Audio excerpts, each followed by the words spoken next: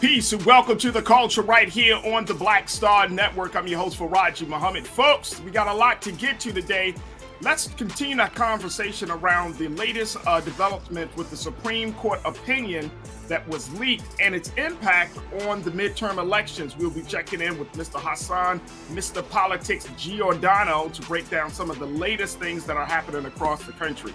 We'll have that conversation. Then at the 4 o'clock hour, let's talk about how Black voters are being targeted for misinformation on social media platforms. We'll be checking in with Culture Crew member Rashad Staten to get his thoughts. Also, let's talk about Dave Chappelle being attacked.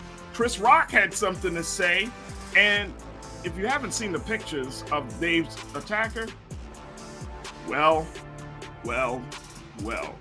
this may not be a trend, folks. We'll have that and a whole lot more. So stay with us. It's the culture right here on the Black Star Network. Let's go.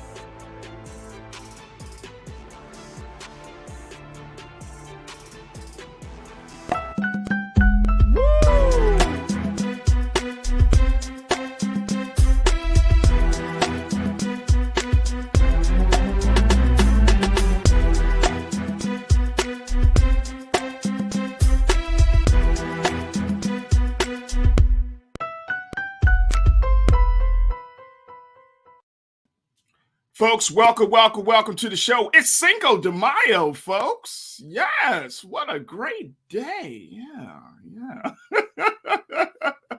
Cinco de Mayo, May the 5th. Yep, Thursday here at Black Star Network. And we appreciate you for checking in and being a part of the conversation with us today. Folks, we got a lot to get to, so I'm going to just jump right in. Oh, of course, let your family and friends know that we are online. Let them know that we are ready for the conversations, and check out all that's being discussed with our online culture crew, both on Facebook, YouTube, and in other platforms. And we appreciate you joining us for the conversation tonight, folks.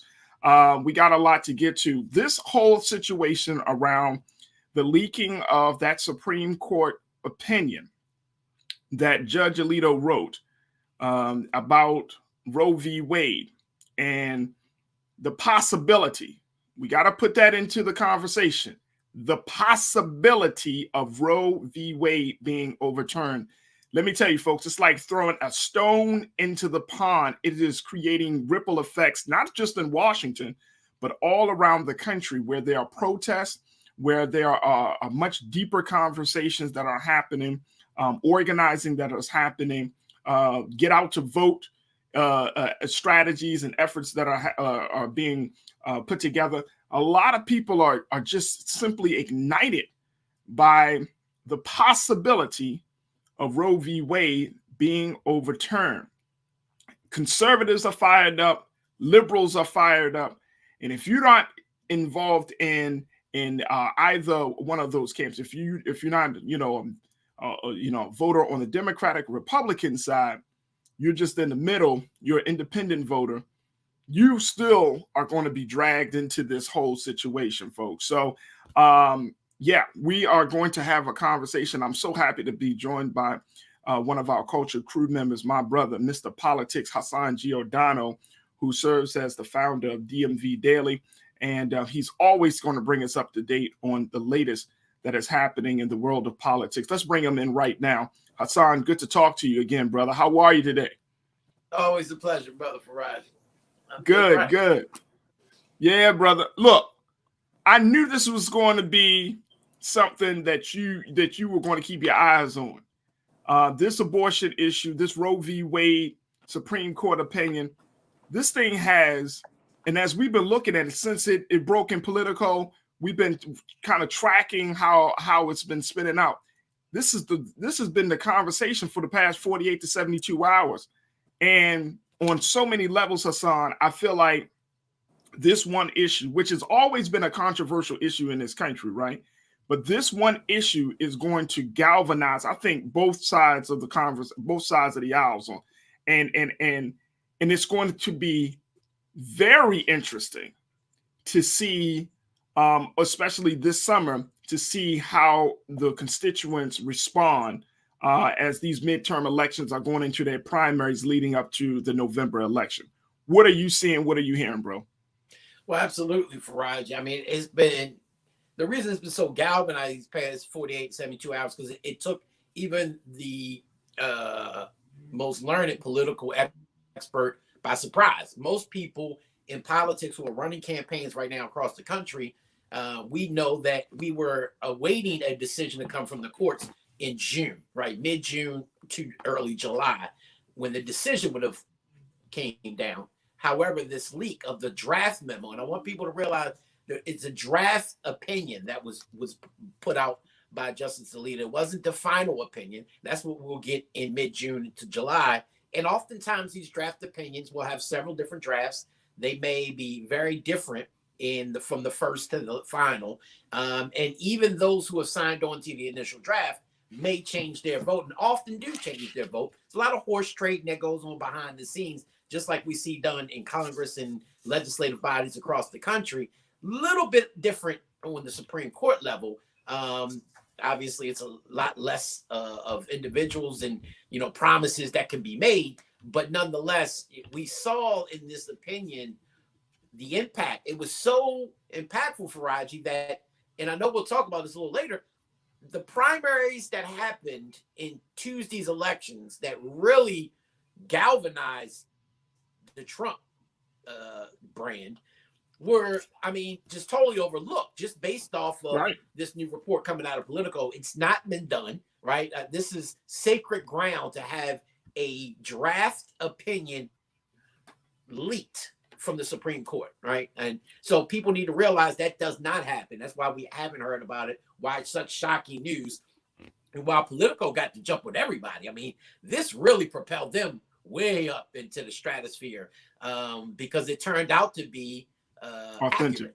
And if you look at it, here's my thing though. People should not be surprised with the history of these justices that sit on the Supreme Court about this decision. And I say that because look at who wrote it. Justice Alito, who said in the opinion that Roe was egregiously wrong from the start, and that Roe and Casey's the 82 case that came, Casey versus Planned Parenthood, that kind of reaffirmed Roe, but it put in certain protections statewide. It says their reasoning was exceptionally weak and it would have damaging consequences. Well, Justice Alito in the 1980s, people were following the election of Ronald Reagan, Republicans had what's known as the Federalist Society that they created. And one of those individuals who was a young lawyer at the time who worked for the Justice Department under the Reagan administration was Samuel Alito. And he was then transferred over to the Solicitor General's office, which is the president's chief legal office and his advocate amongst the Supreme Court. And it was his job to defend a 1982 case that came out of Pennsylvania, Farajii, known as Thornburg. And it actually took an opportunity. They took this opportunity. It dealt with abortion. And conservatives thought that they could have dealt with this issue once again, trying to overturn it. And even then, Alito wrote that no one believes seriously that the justices that currently sit on the courts are going to overturn Roe v. Wade. Many of them had already voted for Roe v. Wade, so they knew that the possibility wasn't there. But they realized that a slimmer majority in the case that was in Roe, as he writes, that we can possibly take this opportunity to argue our goals and to eventually overturn Roe v. Wade. So that was the intentions of, now mind you, Alito wasn't on the bench at this point. He was just a young attorney. Eventually he got appointed to the bench, and some of those that were a part of this Federalist Society have been appointed to the bench and have now ruled in this case. 3 of the appointees are Trump appointees that currently sit on the bench. And so you see this over time, and we've seen Republicans intentionally put cases before the courts, the lower courts, pushing issues like abortion, voting rights, and other issues that they know they want to either strip or minimize at best. They know that even if the lower courts rule, that they can push it to the Supreme Court and eventually get their way. We saw it just in 2013 when they gutted the 1965 Voting Rights Act, which then led to minority voters who was supposed to be protected by this right. Now their voting rights have been up in the air, right? They're being stripped in southern states like Florida, Georgia, Texas, Mississippi. We've seen it over and over. That was the reason why they put the voting rights law into effect. But conservatives realized this is a way for us to push the limits. If we can't get it done in Congress, we can get it done through the courts. And that's why you saw Trump, as president, appoint so many lower court judges. Their whole agenda was to appoint as many conservative judges across the circuit courts as they could, even if it wasn't just the Supreme Court, the lower courts, because they know those courts are going to be the deciding factors in many of the cases that they wanted to purposely put before them. So you bring up a number of, I think you bring up a number of issues with this. One is the privacy issue around this opinion, right? We know that Justice John Roberts has launched an investigation to determine like how this egregious breach of trust, as he describes it, how this even happened. So as of right now, we're still trying to figure out who leaked this information. How important is that information? How important is that compared to the significance of this draft of this opinion? Is that as important, or is that, where does that fall?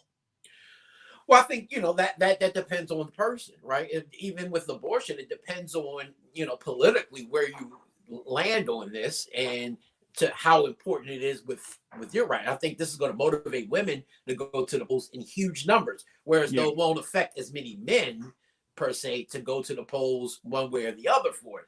Same thing with the leak. Anybody who believes in the sanctity of their government, who believes in sanctity of laws, things that they're going to have a real problem with this person leaking it.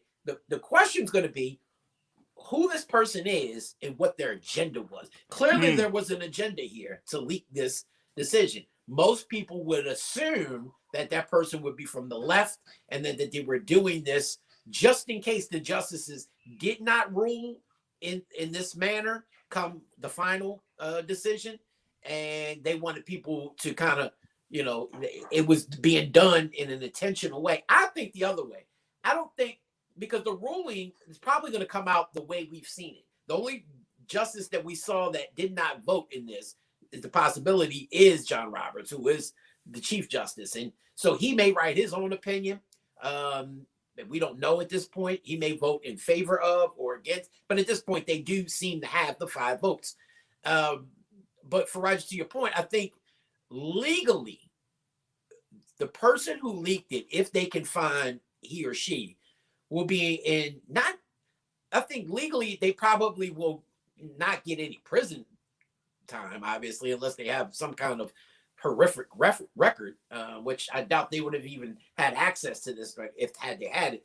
But I think they will be scorned from both sides for leaking this type of private information and the privacy that goes along with the rulings that we've seen. Again, Farajii, we haven't seen this in, at least 40, 50 years from somebody knowing, let alone leaking a draft opinion ahead of its scheduled final release. And so I think it's unprecedented. We're going to have to see how they handle it from a legal perspective, because I think the first question would be, what court would take this up?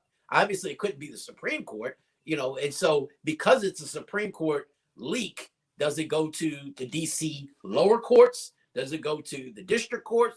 So a lot of the legal wranglings have to take place first in terms of where that would go if that person is in fact charged for the leak. But 2, what this actually means for the final decision, because will these justices, who you can best believe will be hearing about this in protests, in calls and everything else leading up to the final decision, will they hold forth? Will they continue on that path of overturning Roe v. Wade, or will they eventually change their mind because of the backlash that they're getting from it?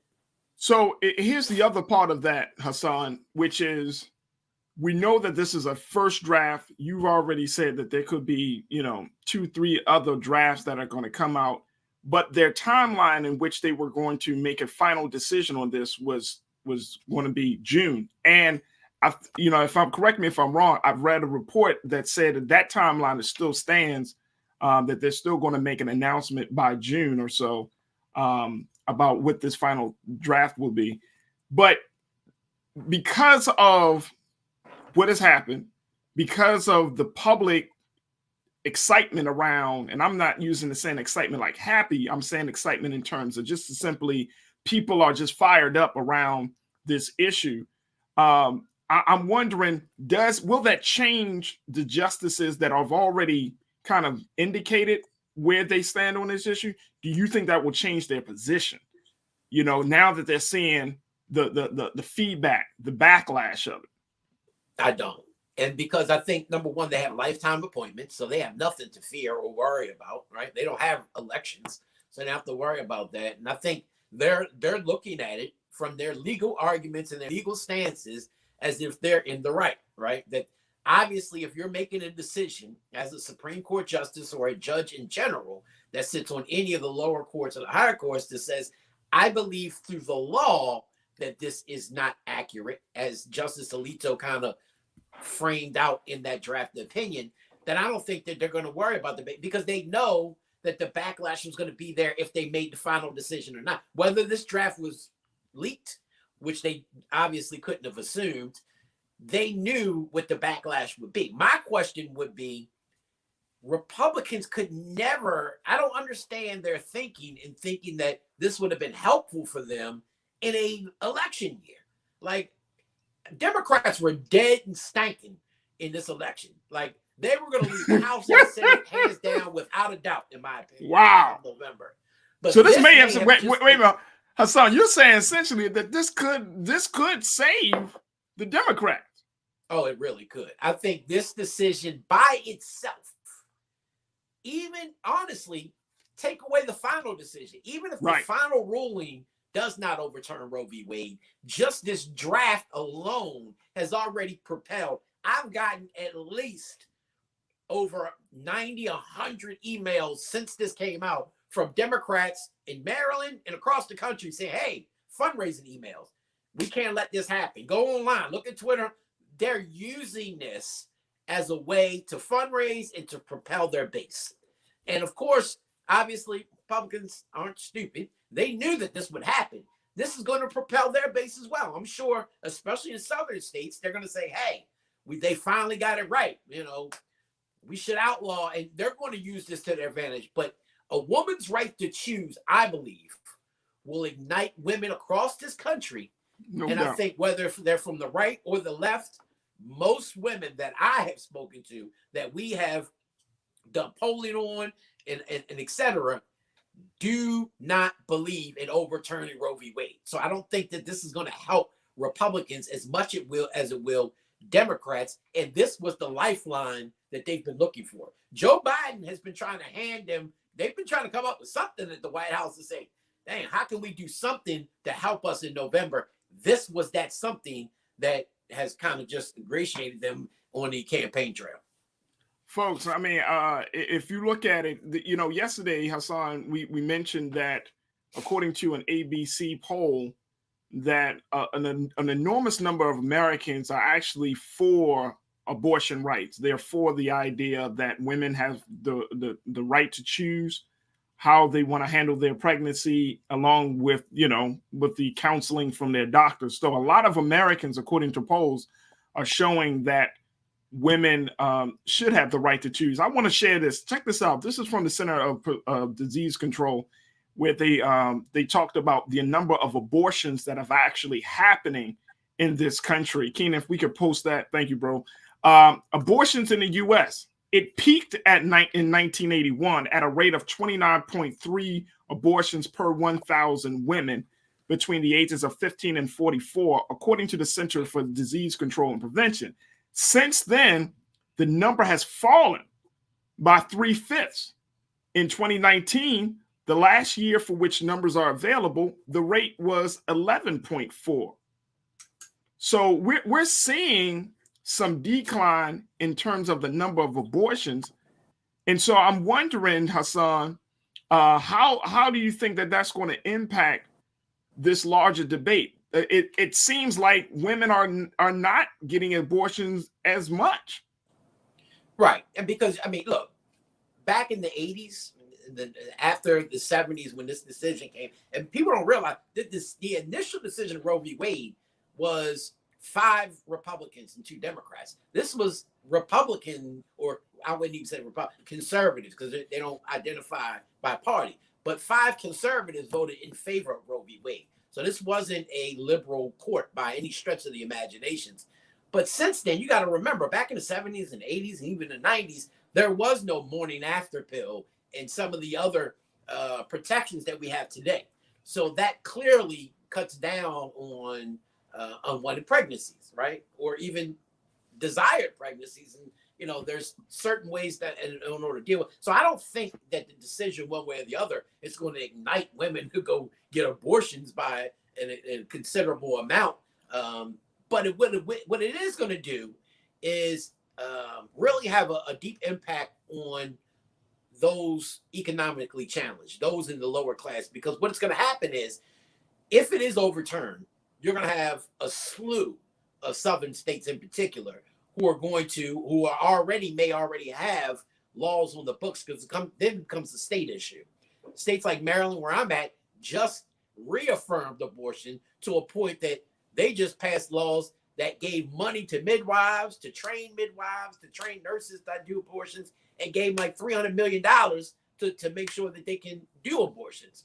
But in southern states, where a lot of them still have laws on the books that outlaw abortion, you're going to start seeing women from these states have to then travel to states that do allow abortions. And somebody who does not have the money to be able to have, you know, they're trying to scrape up the money to have a legal abortion, let alone you got to travel to an entirely new state. If you're at a state that does that is outlawed abortions, this is going to have a big impact on women of color, especially.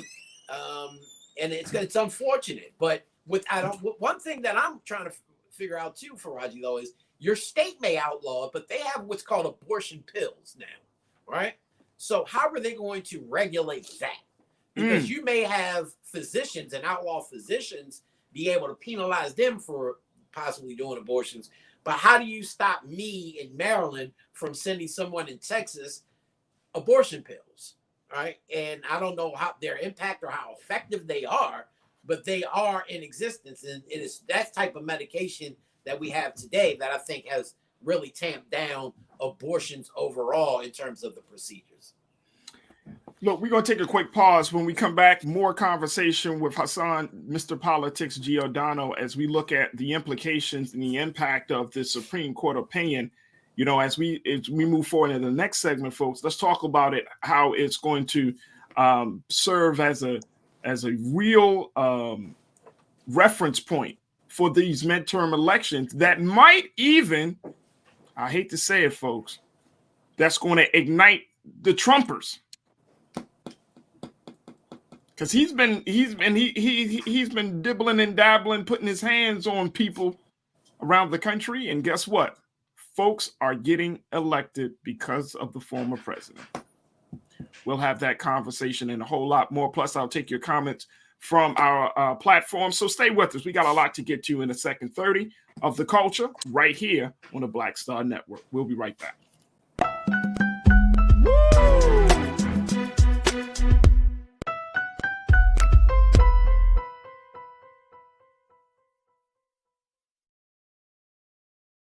Don't you think it's time to get wealthy? I'm Deborah Owens, America's Wealth Coach, and my new show on the Black Star Network focuses on the things your financial advisor or bank isn't telling you. So watch Get Wealthy on the Black Star Network.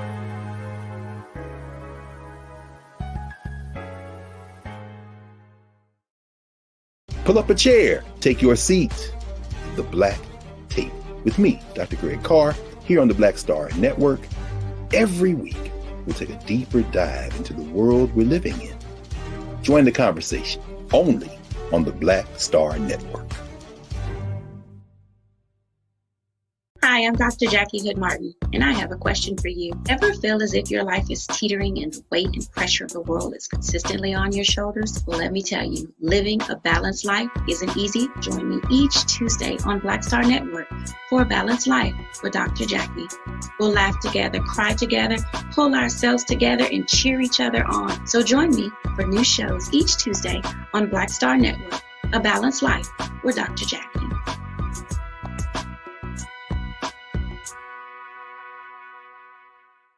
It's time to be smart.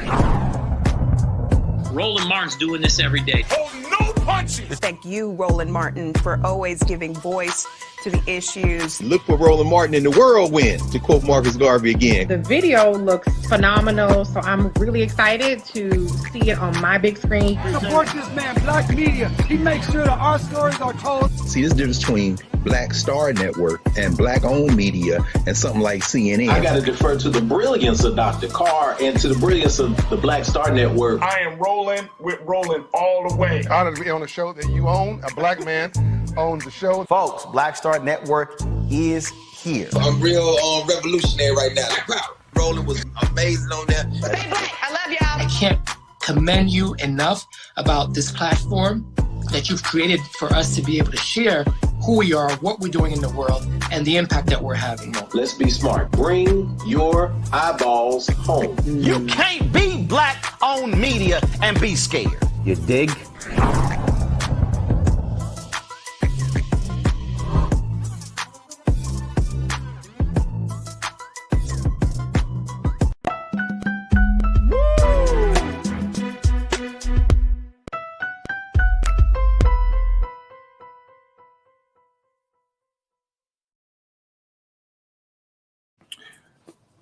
Folks, welcome back to the show. We've been talking to Hassan Giordano, Mr. Politics, one of our culture crew members here on the show, to give us the latest developments in this big, huge issue that everyone is talking about, which is the Supreme Court draft that was leaked just a couple of days ago, whose impact is just continues across, not just in Washington, but across the country. And looking at all that has happened over the past 48 hours or so, and most importantly, what can we expect moving forward, especially in this midterm election year? But let's bring Hassan back into the conversation. Hassan Giordano, who is the founder of DMV Media Group, DMV Daily Media Group. Hassan, one of the things that I'm seeing is the fact that this, not only is this issue or this latest leak a rallying cry, but there might be some potential winners that folks may not be happy with to come out of this situation. And I'm thinking of, what we just saw on Tuesday in Ohio with J.D. Vance having Trump to back him and endorse him. You have other elections that are starting to kick off, especially as we get closer to the summer season. What is your prediction of how this situation here with this opinion being leaked and its effect on Trumpers, on those members of the GOP?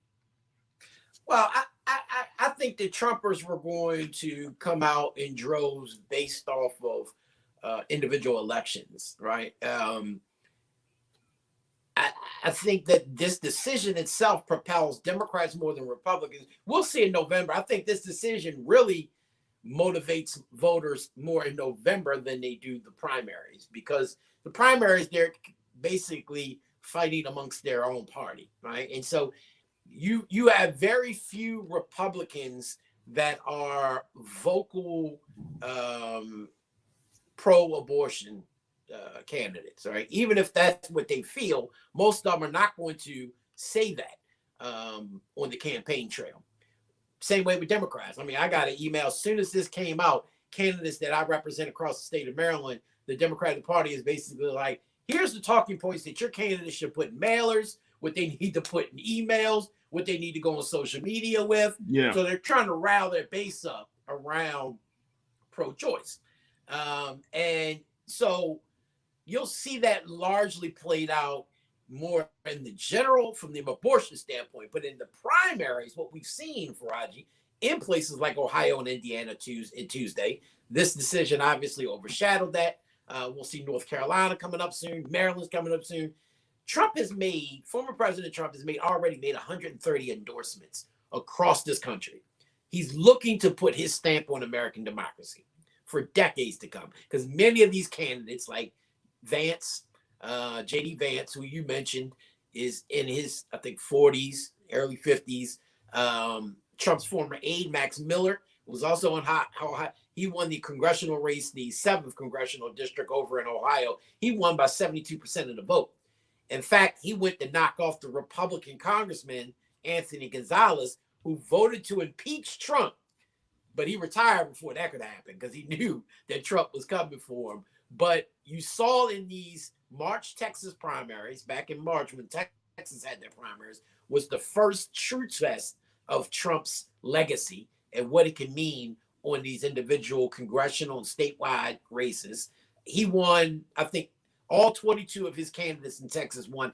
The only person that didn't, and there was the scandal-plagued Attorney General Ken Paxton was the only one, and he's in a runoff right now. But just the other night, J.D. Vance won with 32%. Now, he is more interesting because J.D. Vance was a person who called Trump an idiot just a few years ago.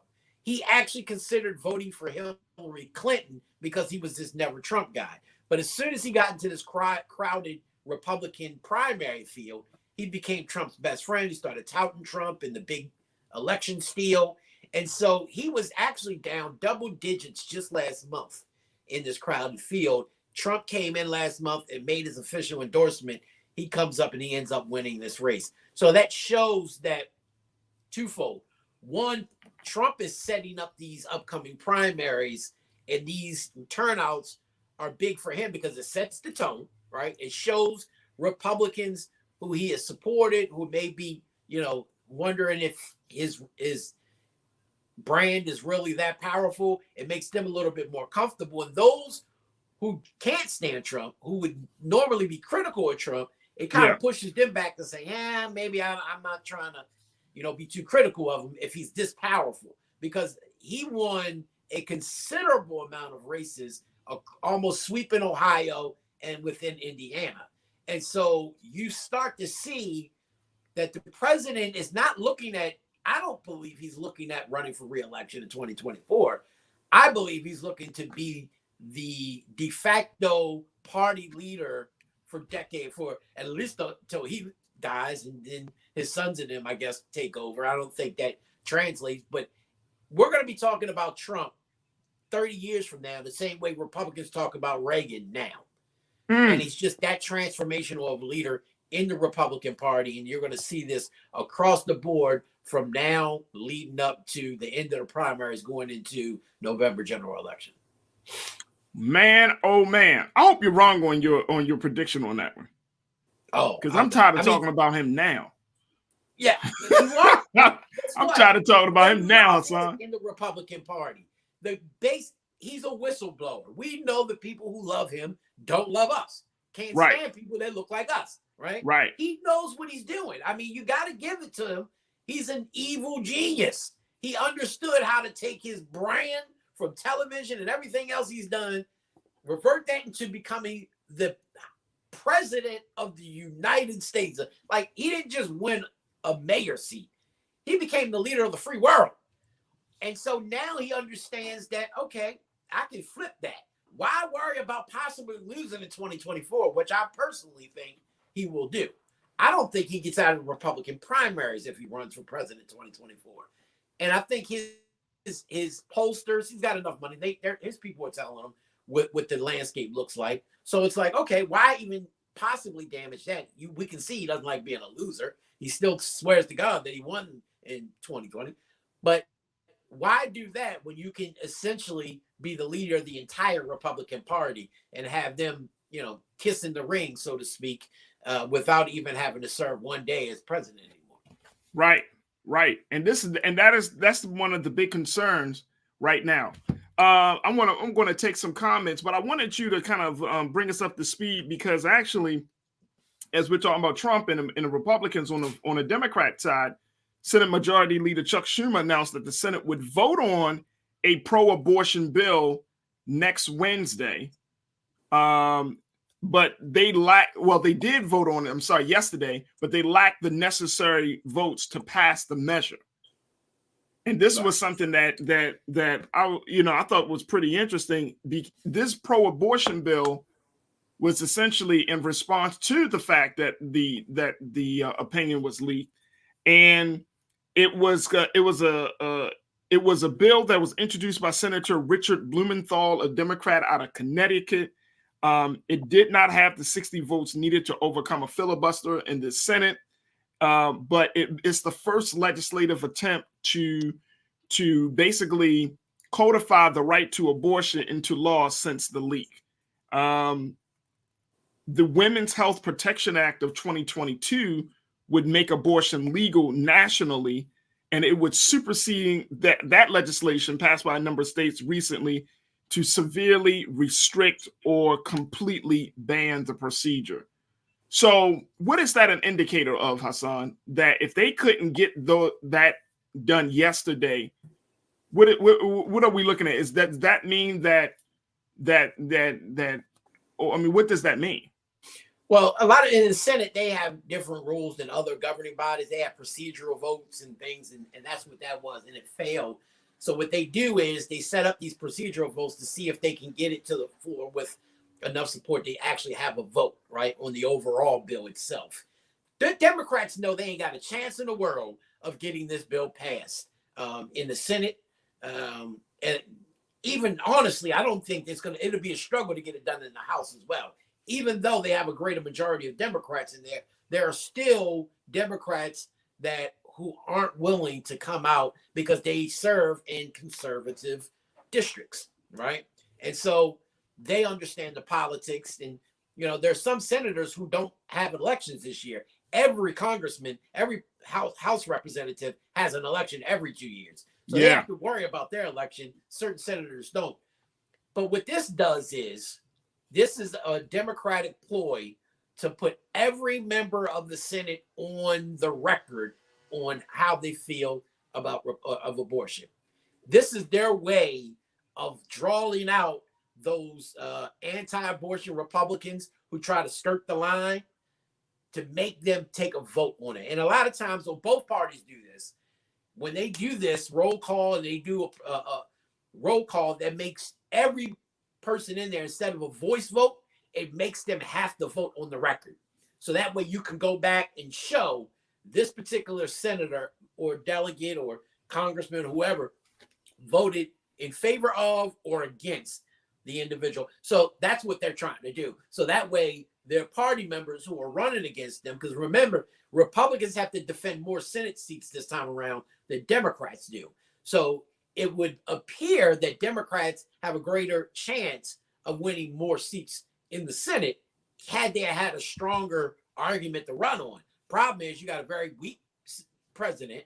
Typically, the party who's in power, who just took the presidency 2 years in, usually the party who's out of power is the one who wins the majority of seats. So if this is going to be a Republican year, just historically, not to mention everything that's going wrong for Democrats and they can't get anything done. But this is a way for them to say, all right, for the Republicans that we're going to face in the Senate general election in November, let's get them on the record voting against abortion. So that way we can use that in direct mails, in ads that we run, digital media, television, radio, to show a contrast between the Democratic candidate and the Republican candidate. So they knew it wasn't going to go anywhere. But this is just their way, an added bonus for them in running in November. I wanted let me just share with you just some of the comments that have been coming up here, because there are a number of states that are trying to figure this thing out, and I'm assuming, Hassan, that states across the country are preparing on how they're going to, what their rules and their policies will be, what the laws will be, even though this draft has not been confirmed or finalized. I think states across the country are just going to be like, hey, we might as well get ourselves ready. Janelle checked in and said, look, even though Alito tried to say that the decision was only about abortion, the abortion case was really about the 14th Amendment and the right to privacy. That affects men and women. Do you agree or disagree with that, Hassan? To a degree, I agree in the sense that this opinion clearly is all about abortion, right? It's about overturning Roe v. Wade. But what he's talking about is the underlying argument, and I said this earlier, with Republicans they are pushing the limits of the courts. They're realizing that, hey, we can put these measures before the courts and restrict voting rights. They did in 2013. We could put the issue of abortion, which Republicans couldn't stand when Roe v. Wade first got enacted. We could put this before the courts and be able to have the lower courts end up giving it to the Supreme Court in order to overturn Roe v. Wade. Same thing with the 14th Amendment and privacy issues. When Ronald Reagan was elected, he was elected on running a limited government, right? Reducing and restricting freedoms. That was what he was elected on. And that's what he promised. And these conservatives who were a part of that, including Alito and others who were younger then, who are a lot older now, have their way. And if they have their way, you're going to start seeing, besides this decision, there's going to be a lot of landmark decisions that we have become comfortable with here in America because they are precedent being overturned. Most of the times, if you ever listen to the Supreme Court hearings, right, and all three of Trump's hearings, you heard them say, would you stick with precedent? Meaning, what precedent is when the Supreme Court sets the motion, Roe v. Wade, Brown versus Board of Education, would you overturn that? And their answers were all no, I respect precedent. Clearly they lied because we see exactly what's happening now. And one of, Susan Collins, a Republican herself, is outraged because she felt like Amy Barrett, who just came up and was a Trump appointee to the Supreme Court, lied to her right in her office and said, I would never overturn Roe v. Wade. You know, I believe in precedent, blah, blah, blah, blah. And now it appears that she's willing to vote to overturn Roe v. Wade. So this is a huge decision on that. And like your caller or the person just said, this is going to have lasting impacts on a lot of other rights that we hold sacred here in America. Absolutely. Absolutely. Deborah checked in and said the issues is not merely abortion. And if it was merely abortion, I don't believe that the powers would even be attempting to legislate it. It's about controlling women's bodies. Deborah Williams, thank you so much for your comments. Says controlling women's bodies, which I know is at the root of all of this discussion, right? Which is why I'm expecting to see a turnout, record turnout of women around this issue. But is it just about controlling women's bodies? Or is this a way for conservatives, Republicans to say, you know what, we are going to dial back government intervention in the affairs of the people. We're going to make this thing smaller. They're doing exactly what Trump campaigned on again. They want to, quote unquote, make America great again. They want to dial back every right that was been afforded to women, African Americans, and minorities, and anybody who does not subscribe to the thinking of white conservatism. That's all it is. We've seen it. And again, the voting rights, they're going to further restrict that. When you talk about academics, they're going to further restrict the minority in academics. I can't think of it right now. You know what I'm talking about. When they got to have a certain amount of minorities. It's a quorum, not quorum, right? No, they have to have a certain amount of minority applicants and people with. Oh, okay. I can't think of it right now. But they're doing this on a strategic level. They've been doing it since the 70s and 80s. They just affirmative action have a court that they can control right now. Yeah, right? Affirmative action. Affirmative action. There you go. Thank you. Yeah. They're continuously doing this, and they're absolutely correct. I mean, this is what I've never understood about it, right? As a legislator, I'm not even talking about a Supreme Court now. I'm talking about legislators who try to legislate to this issues like abortion. I myself am against abortion. I never believed in abortion, right? And I've been on both sides. I've had the opportunity to have somebody have it, and I didn't. And I had the greatest blessing in the world my oldest son, Malik, right? Had I had an abortion, I wouldn't have had my child, right? Right. Same thing on the flip side of it. I had a young lady out, we were going to have a baby. She chose to have the abortion when I was totally against it, right? But as a legislator, I might be personally against abortion, but I represent hundreds of thousands of constituents.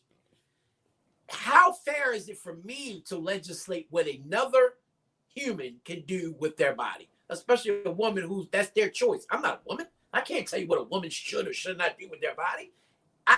I'm supposed to be the representative of my constituent base, not the representative of Hassan. If that was the case, I wouldn't need your vote to get in. It would just be mine, and I'd be good with that, right? And I think these legislators need to have a wake-up call in reality to say, this ain't about what you believe. This is about what's best for your constituents. And the problem is many of these conservatives do believe that. It's what's best for them and their people. They could care less about the rest of America, which, mind you, which they hate to see, and this is why they're doing this, is they're slowly becoming the minority in this country, and they see it. So let's dial this back and make America great again, and this is what we get from that. Wow. And this puts and this is where I think we need to have the conversation, because it leads us right to the impact that it's going to have on the minorities of this country, the poor of this country. Where does this put Black women, Latino women, Native American women? Where does this decision, or the impact of this decision, how does that, play on the choices that Black and Native American and Latino women have, and Asian women as well have, about how to handle pregnancy? In your view? Trick bag. That's what it puts it, right in the trick bag. Because here's the issue.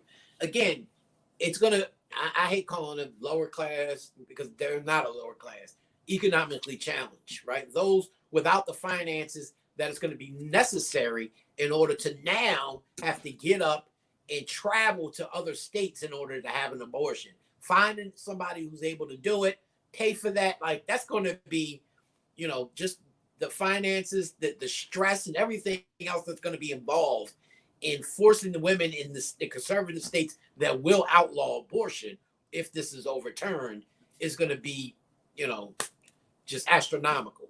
And so, but on top of all of that, you have a government who does not seem to want to represent your will in terms of African Americans, minorities, what the case, whatever the case may be. And this is the prime argument that people should be really focused on in registering people to vote. Because I hate to hear people say, hey, why am I going to vote? My vote doesn't matter. It absolutely does matter. I don't know why I vote for the president because of the electoral, college system. Well, the electoral college system also has to do with the actual vote, because you win electoral college votes based off of the number of votes that come out of that state. So if that state votes in favor of, let's say Maryland, we have 10 electoral votes. So if the majority vote is for a particular president, all 10 of them go to that person. But when you don't vote, your voice isn't heard.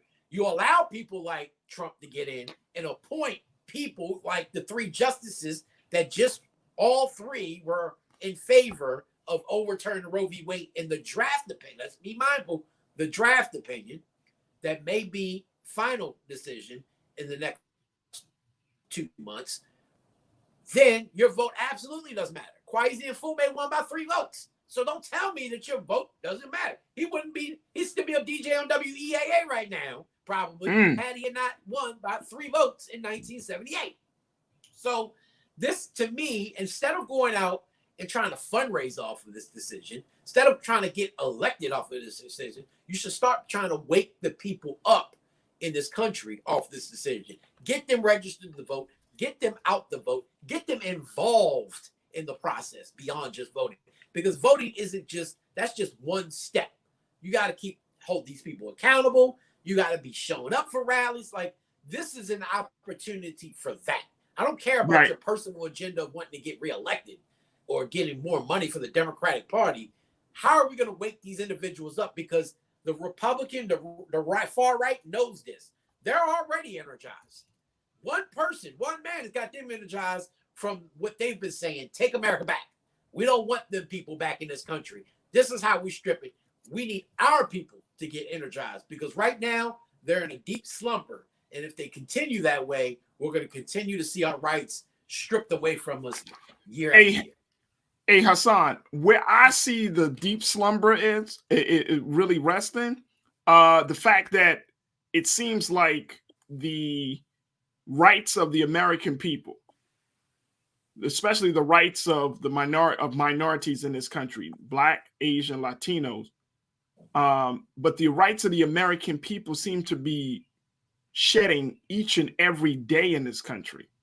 And in some states, I mean, people just don't have the power of their voice anymore.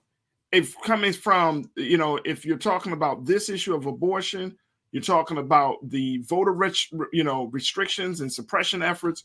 If you're talking, there just seems to be so every day we're seeing and hearing more and more of how government, and this is the crazy, ironic part about the Republicans, because they are running some of these states, but they're reducing the rights of people of choice.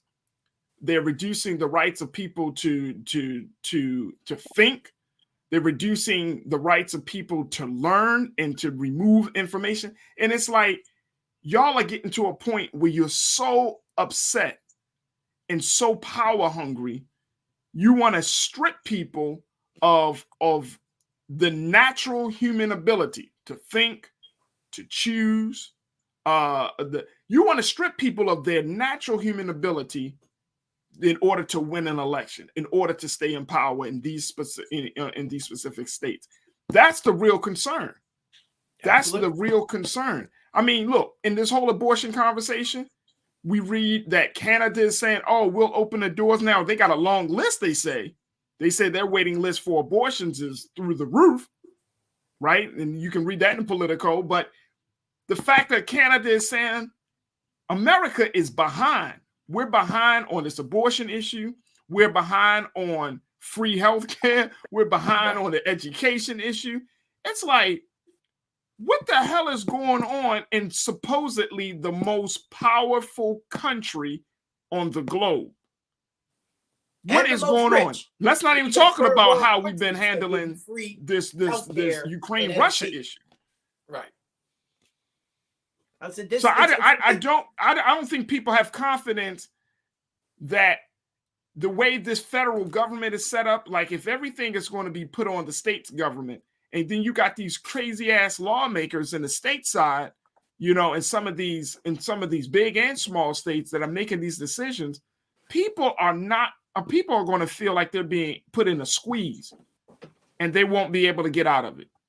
And then that's why they feel powerless and feel like their vote doesn't matter. Fact. Because it's like, you tell me to vote and I go out there and vote, and this is what happens, right?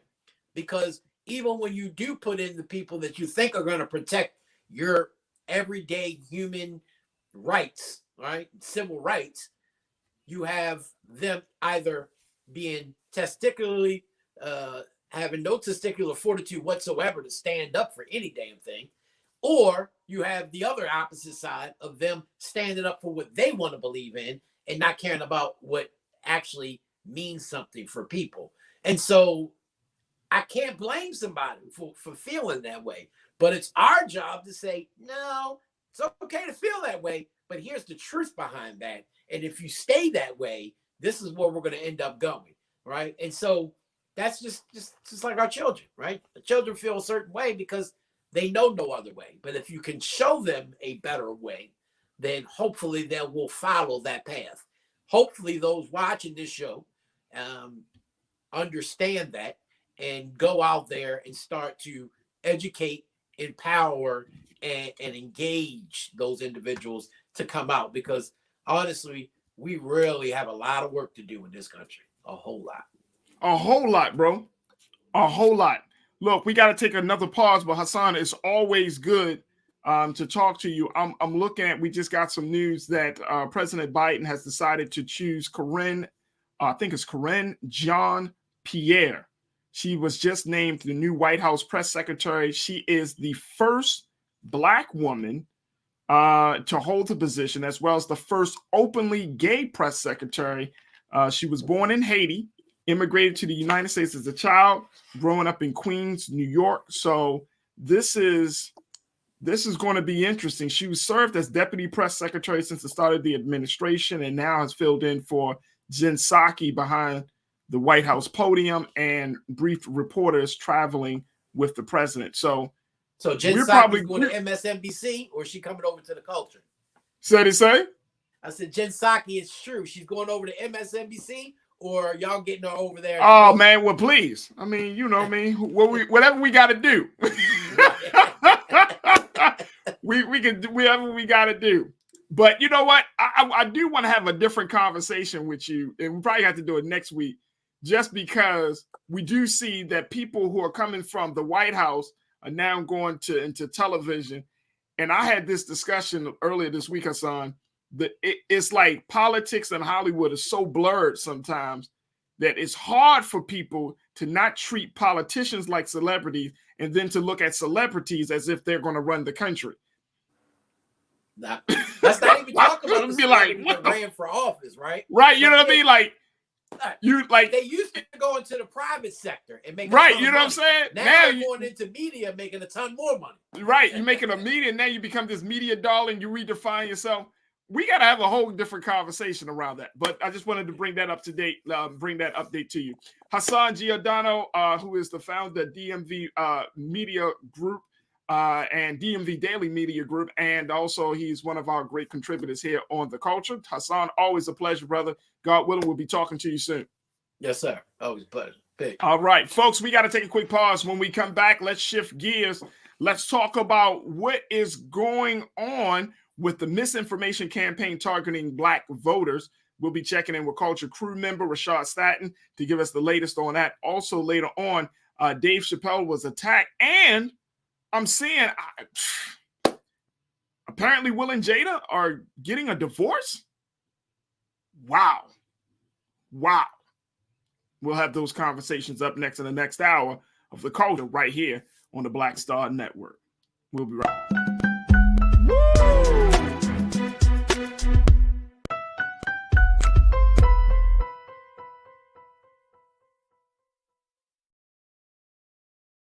Don't you think it's time to get wealthy? I'm Deborah Owens, America's Wealth Coach, and my new show on the Black Star Network focuses on the things your financial advisor or bank isn't telling you. So watch Get Wealthy on the Black Star Network.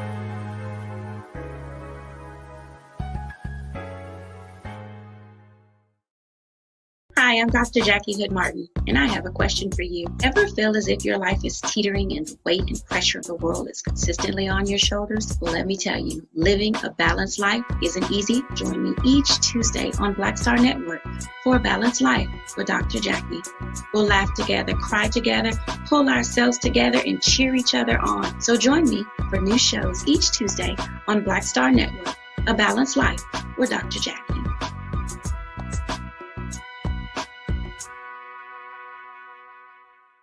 Pull up a chair, take your seat.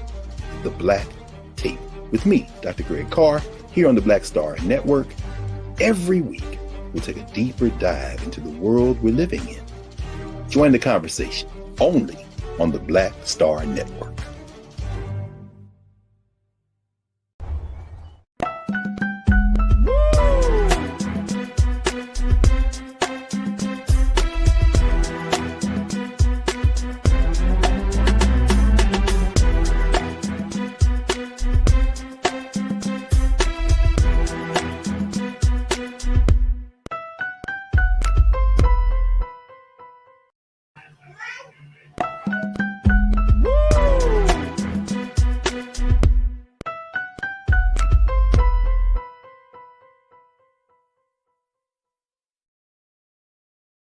I'm Deborah Owens, America's Wealth Coach, and my new show, Get Wealthy, focuses on the things that your financial advisor and bank isn't telling you, but you absolutely need to know.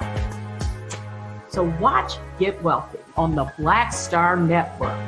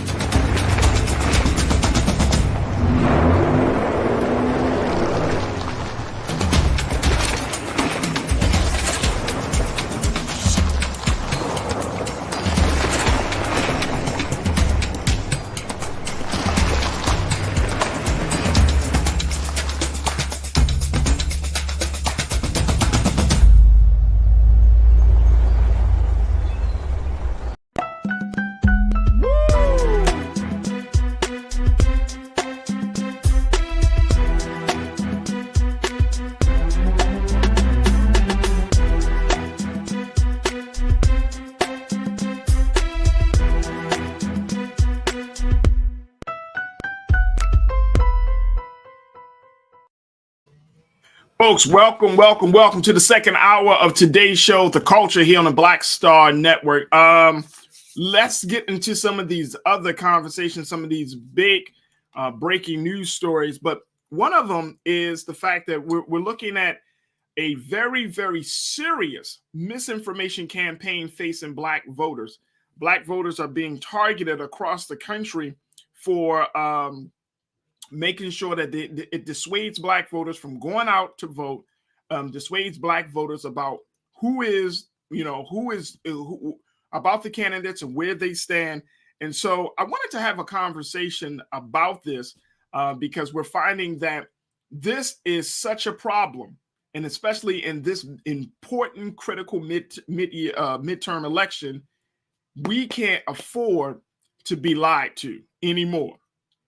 So I wanted to have a discussion about this, and I'm going to bring in Culture Crew member Rashad Staten, who is a nonprofit organizer and community leader, and get his thoughts on this. Rashad, thank you so much, brother, for checking in and being a part of the discussion. Hey, peace, brother. Happy Thursday as always, man. For the culture. Happy Thursday. Happy Thursday, brother. Yes, sir. I want to post this. Keenan, I want to post this because I think we need to look at how serious this misinformation campaign really is. According to Representative G.K. Butterfield, who's a Democrat out of North Carolina, he said the practice of misinforming voters, quote, has been weaponized and targeted at communities of color by racist and anti-democratic actors who seek to intimidate voters of color and discourage them from participating in the democratic process. He also said that voters of color are targeted with disinformation narratives specifically designed to appeal to each community's concerns in ways that will alienate voters and suppress turnout. Now, here's my thing, and I think that the representative is right on target. But I also think, Rashad, that, asking people to vote at a time like this, where some people feel like their interests aren't being addressed, where they feel like their grievances aren't being taken seriously, that it's not the low numbers or the turnout is not just about the information that people may read about or see on social media or anything like that. It's just really coming from the government. People are just not happy with their government. Yeah. I feel like we're not adding that into the conversation. Like we're like Black people love to vote, man. We know that, you know that, I know that. We love to vote. We love to talk about how much we love to vote. We love to say that we tell our children to vote. We love to talk about the history of our people when it comes to voting. But we're not talking about the fact that it's not about those things. It's really about the government's lack of performance or the government's decision to not address the issues that are facing Black people in this country. Therefore, the government has created, dissuaded, and uninterested voters. Not the narrative, the government itself. What's your take on that? Am I wrong on that or not? I think you can ring the bell right there. I think you just hit it on the nail. Like you said, this is not a place where we can just identify one particular problem as it is the sole reason, right? I think what you said as well is the country, and not even specifically to Black people, but the country themselves have a low morale and confidence in where our government and our elected officials have done since their election, since what they have put as a prioritization to their campaigns and what they have done since being elected.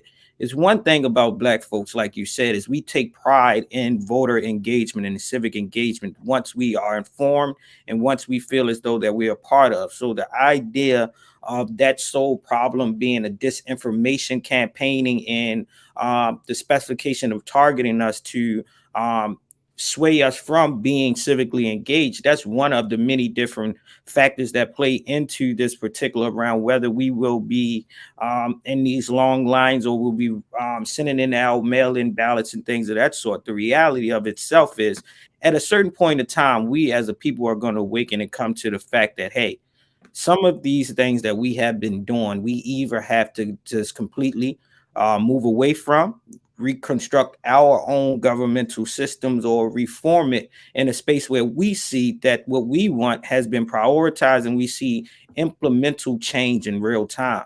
The fact that none of this is surprising me. I believe since the Reconstruction era, when we did see some of the highest representation of Black folks immediately after slavery, there has been a campaign of different disinformation. If you know that a Black vote can sway an election, why would whom that wants to play this political game not go after the ones that have some of the strongest voting power?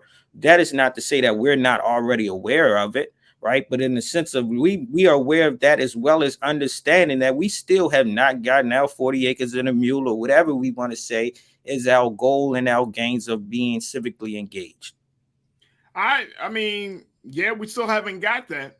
We definitely still haven't gotten that. We still ain't got our student loans forgiven either, right? So it's more like we can go down the list of things that have been promised to us, and we can go, and if we had a checklist, I'm certain that majority of those checklists will still be unchecked, right? So that's the reality of it. It's like, when do we come to a reality that the system that we are being engaged with has still not done their part to the population that they often try to garnish votes and try to get us to stay in this democratic process, and they come and they knock on our doors and they rally behind us and they create these buzzwords, and then when they are seated, the same people that help get them in office or tip the voting scale, they are the same ones that are least prioritized when it comes to policy, when it comes to policy reform, and when it comes to us creating new legislation and opportunities. Let me just share this with you, folks. Since 2020, according to the Brennan Center for Justice, which is a nonpartisan voting rights organization at NYU Law School, legislatures in 49 states, Rashad, have introduced more than 400 bills that Democrats and other critics contend would restrict access to the ballot and disproportionately affect voters of color. 49 states, 400 bills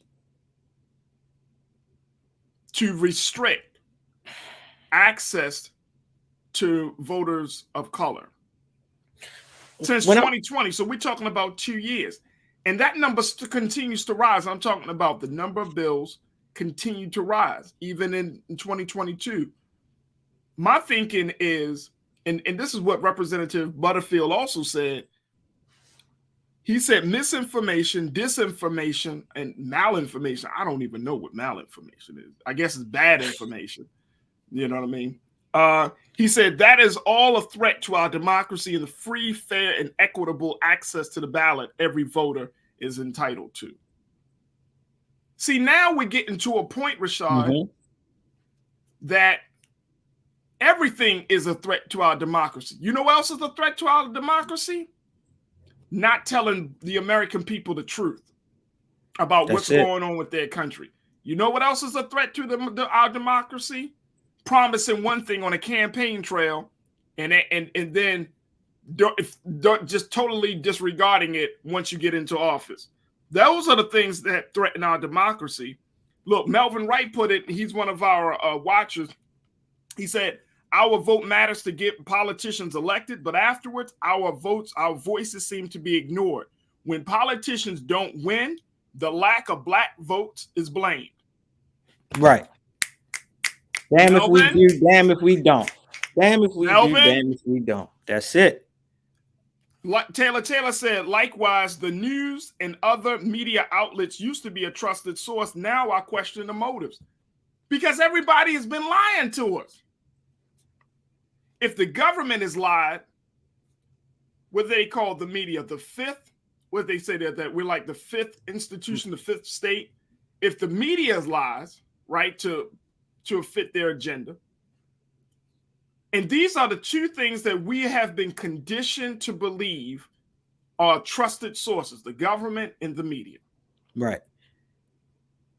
If and we those already two saw, institutions lie, right, or they don't tell the full story, or their storytelling is so thwarted from our view of what's going on, or devoid of our view of what's going on, what do you expect people to do? People are going to become disenfranchised, man. And I'm not talking about just brand new young voters. I'm talking about people that had voted in many different elections across this country. And then come 2020, 2022, I mean, here's one of my big pet peeves, and then I'm Rashad, certainly let you speak on it, bro. If Donald Trump is on the ballot in 2024, if he's allowed to get on the ballot, what does that say? Mm-hmm. To not just black people in this country, but what does that say to any American? That you can have a whole criminal, whole person that has the highest position of office. Here's a man that has been complicit in treason, and sedition, but he still can run for office. But you saying, well, it ain't about the vote. Let's stop lying to people. Say, oh, it's just about the vote. Y'all need to come out and vote. Hell no, give us something to vote for. That's it. That's it. If we've been using our voice to power for so long, and we understand our power and influence to the vote, and how we as a people can sway in any electoral cycle or midterms to any particular ones, right? When we get to a place of dissatisfaction, why would we continue to play the same game? At what point do we allow the accountability go back on those same people that have perpetuated, have actually been a part of disseminating the disinformation, and say, look, this is on you all. When it comes to the vote, and we've been voting and we have been keeping you all in office, or we have swayed how the offices go, and we step away from it and say, hey, you all have not done your part. You all have not been accountable to our needs. So we're going to step away from it, and you all elect someone, but don't try to victimize the victim. Don't try to play the game on those that have become socially aware, politically aware that, hey, you all have not done your job. The disinformation one, of course, that leads to disenfranchisement, but that is something that we have always been in existence in, of not being as politically aware or understanding our political power as a community. But we do know that when it's time to vote, that we'll stand in those long lines, that we have risked our lives, that we have put other people's priorities above the priorities of ourselves in the betterment of this country, and hoping that we will be a part of these new legislations and policies that it will make the whole country much greater in itself. But we have not seen that. We have seen this continuous cycle of a political game that has played game on us for far too long. And one thing about this information that's shared in this article is, not surprisingly, a lot of information when we come to a reality that, hey, this country and the media is finally starting to recognize and tell the truth about all the mishaps and all the misfortunes that they have imposed on us. None of that is surprising to me.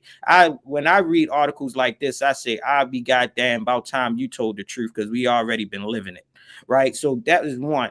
But the thing is with this, Farajii, me and you know this because we've been doing this work for so long. We go out every single day, and this is a platform like that has working, that works tirelessly and diligently to provide factual information in a space that is digestible for our people to receive it, employ it, and implement it in their daily lives. Even this recently, I had a conversation with a member in my own family about our gubernatorial candidates in the state of Maryland. And the conversation that was one of their strongest defense was disinformation. But I had to be intentional on how to discredit that information, that it doesn't sway them completely away from the candidate that they didn't know was probably the best for them. Right. So it was one is like, all right, where did you get this information from?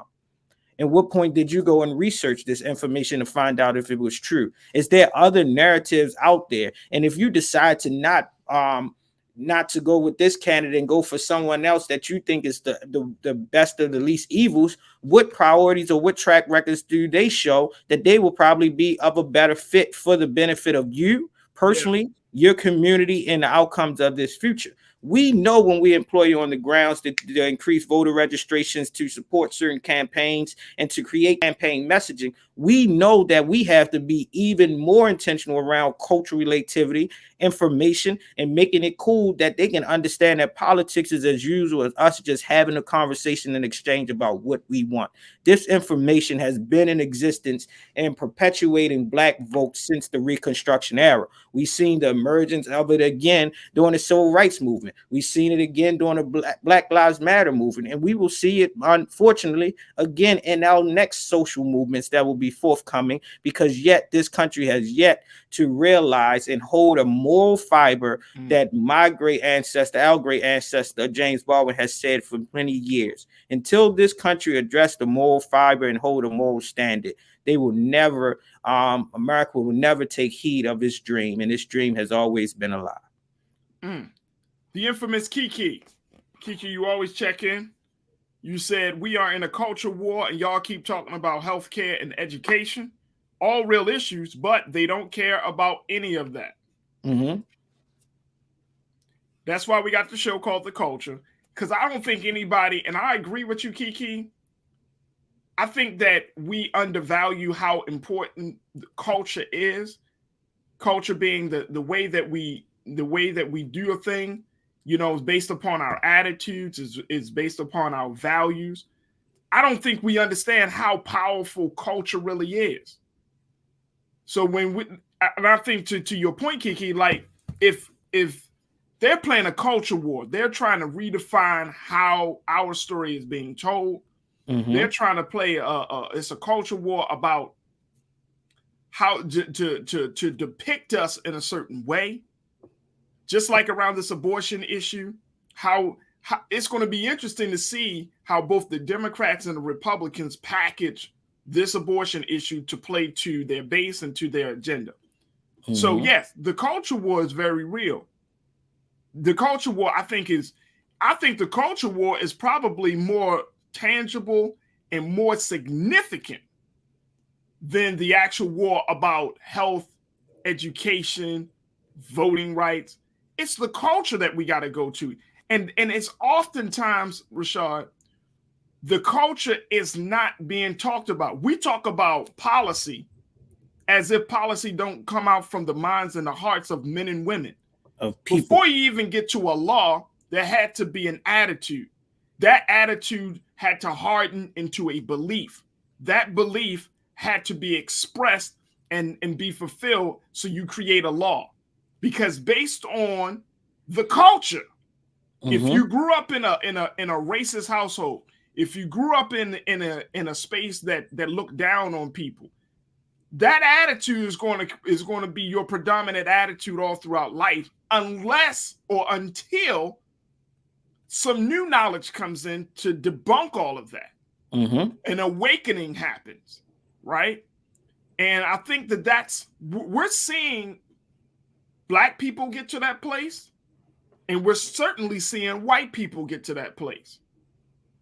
But I think we downplay the culture too little until we get into conversations about like, Black history and not being included in certain textbooks and all of that stuff. The culture is so important, Rashad, that I think that if we start to include that as part of the national conversation, it ain't about prices of medicine, it ain't about the curriculum in the schools. It's about the fact of what is the culture around education in the Black community. What's the culture of healthcare when it comes to our relationship to big pharma and the constituents? Those are the things I think matter. What's your take? Yeah. I think you nailed it on the head. If we use our culture as the pinnacle of what keeps us grounded and what is our DNA as a people to the point that it can't be attested, then we are hitting on on this gem that defines us as being God's children. And I think that's powerful, and in which I think that's the name in itself of like the culture for this show. It's because we are often talking about the culture and how the culture dynamically can influence all the different social issues, the social determinants, and the things that show up in our lives. And the way that we perpetuate and live through our culture is how we're going to often try to address the things that is forefront to us. But even when I'm thinking about these, it's like now we have this research that is showing that there has been targeted disinformation, and we know that this to be true. What are we going to do about it? Right. And it's not more of the people that is receiving it on their end, because they're not the ones that's creating it. But similar to what we're seeing every day when we go on our social medias and we want to post anything that's related to COVID vaccinations, or COVID information, the federal government has regulated things that populate and say this information may not be true. And it then sends you to another back-end database or a website that then gives you the credible information that they identify as credible to give you the factual information regardless of who is posting it. Can we get that same type of oversight when it comes to voter information, when it comes to political issues? If we have the capacity to do that in another lane, and we know that this can be just as impactful and it is just as potentially harmful to the people in this country, because this is correlating directly to our elected officials, our policies, and how we show up every day, why can't those same systems be translated into a place of any time that someone being a ghost account or being an account by someone that is I call it the Twitter gangsters that's just misleading us? Why can't that be debunked by you all placing in another tab below to say, hey, you might want to double check the validity of this information? And then until they do that, then we can't, the same thing that's coming from our elected officials that's saying, hey, we know that that's existing. You have not used your political power to balance out that beam. And until we do that, and we use these large scale things that we deem as effective in all facets of our life, then we're picking and playing of what we think and have prioritized of what truly matters. And I don't think that they still take the black vote serious. And they can, when the black vote doesn't turn out to swing the pendulum back to the Democratic or the Republican Party, of course they're going to blame us. And at that same time, we should not accept that bunch. Hey, look, if they don't take our vote serious, then we need to really figure out. And I'm not just talking rhetoric here. I'm saying we need to figure out, we can't keep giving up our vote and getting nothing in return. So because what's the point of voting? Do we just not vote? And if we do not vote, will we be okay? If we keep giving it up and you don't get nothing back, it's like being in a relationship, baby. You keep making an effort, but the man or the woman, the person you're in a relationship with, they're not giving you no effort back. They're not showing no consistency. What's the point of staying in the relationship? Better to just be alone and love yourself. Hey, man, I could do bad all by myself, baby. And that's how we got to talk politics. Using cultural language. And I know people want to believe that things can change, and I truly believe things can change. Trust and believe, and trust and know that as a person in my role and position, I'm not doing this because I don't think things can change. I believe so. But I'm also looking at the relationship, and I'm also looking at the way things are currently. If they are not taking our vote seriously, then why are we keep banging our head like, oh man, when are they going to take it seriously? When are they going to take it seriously? When are they going to count our vote? When are they going to count our vote? And I know some of you are probably like, well, Farajii, you're telling people not to vote. I'm saying let's look at this and let's be very strategic about this. And how we place our vote. I'm not saying, look, I voted in many elections. My people didn't always, the person I voted for didn't always win. But I'm tired of being in a relationship where we making an effort, and we get subpar effort from the other side. And then we're expected to keep going all out. Yes, sir. Only to get our hearts broken. And I'm not trying to make light of it, but I remember the movie What Love Got to Do with It when Larry Fishburne to character Ike Turner hit Tina Turner's friend in that diner. She said, you only got to hit me once, Ike. How many times we gonna get hit?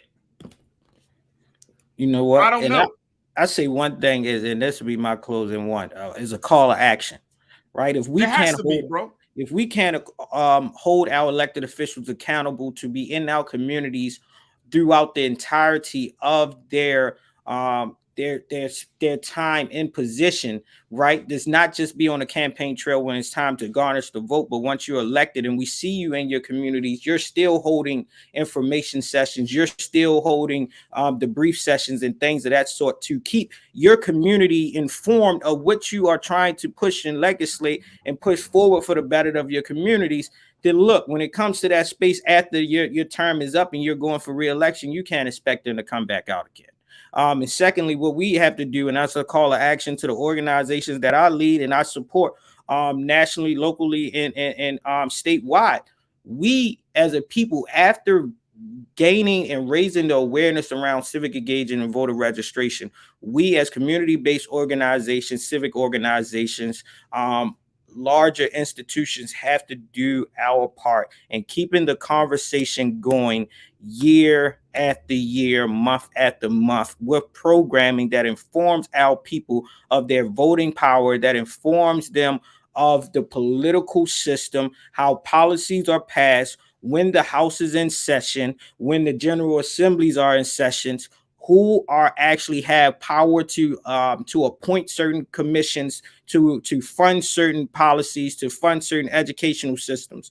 We have to have that thing. And one of the things is why we're doing it ourselves, Farajii, is why we're continuously trying to activate youth-led candidate forums, right? Because these young people are our next larger voting population. And if they become informed early on, they will make informed decisions as they become older, become more civically engaged, and grow into adulthood. So we can't change the mindset of those that are elders and those that have become impatient with the political process. We must start from the young. And that's what Frederick Douglass has said. And some things has not been broken. We must build up and modernize those blueprints so that we can maintain and sustain a culture that is beneficial to us as a people. Bro, I appreciate that. And I want to be very clear. I'm not saying to never vote, folks. I'm simply saying be strategic. I think you should vote locally. I think you should vote for your congressperson. I think you should vote. You know, one of our watchers said that jury pools, forensics accountant, jury pools are comprised of registered voters. Yes, you can still be a registered voter. You can vote locally. But if Black people were to sit out this next presidential campaign, this next presidential election, what do you think will happen? I'm just posing a question. What do you think will happen? Now, the midterms, yes, because they're a little bit more closer to home. But the national, I think we should have a conversation about it. I think we should have a very, very serious, real conversation about it. Because I'm tired of being in an abusive relationship. That's where I am. I'm tired of being in an abusive relationship. We have to organize and galvanize our Black political power. And at this point, this cycle that we're in is not doing it. You're not going to empower the next generation. You're not going to bring new people into the fold. You're wishing upon a star that change is going to come. You're waiting on a mystery God that your reality is going to be different. Vote locally, but should we vote nationally? If we're talking about really getting the attention of this government and this country to let them know you are not going to keep taking Black vote for granted. It matters. Absolutely matters. But on a national level, y'all can take a look at it. If we were to sit out the 2024 election, folks, what will happen? And don't give me no doomsday prophecy. Oh, the Republicans will take over. We've been through Nixon. We've been through Reagan. We've been through both Bushes. And we're still here. We're still here. Rashad, we got to take a quick break. Yes, sir. Let's talk about what's happening. Take things on a little lighter note. Talk about what's happening with Dave Chappelle and the breaking news of Will and Jada. Man, oh man, stay with us. There's a lot coming at you in the final 30 of the culture here on the Black Star Network.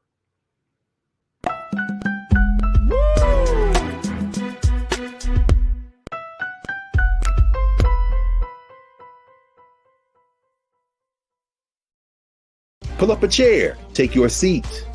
The Black Tape with me, Dr. Greg Carr, here on the Black Star Network. Every week, we'll take a deeper dive into the world we're living in. Join the conversation only on the Black Star Network. Don't you think it's time to get wealthy?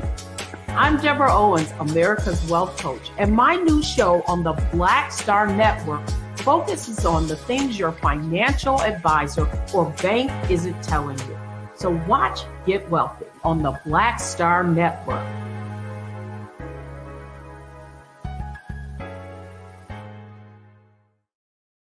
Hi, I'm Dr. Jackie Hood Martin, and I have a question for you. Ever feel as if your life is teetering and the weight and pressure of the world is consistently on your shoulders? Well, let me tell you, living a balanced life isn't easy. Join me each Tuesday on Black Star Network for A Balanced Life with Dr. Jackie.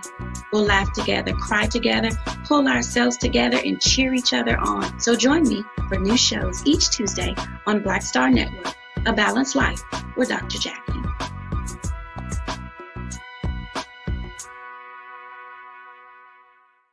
It's time to be smart.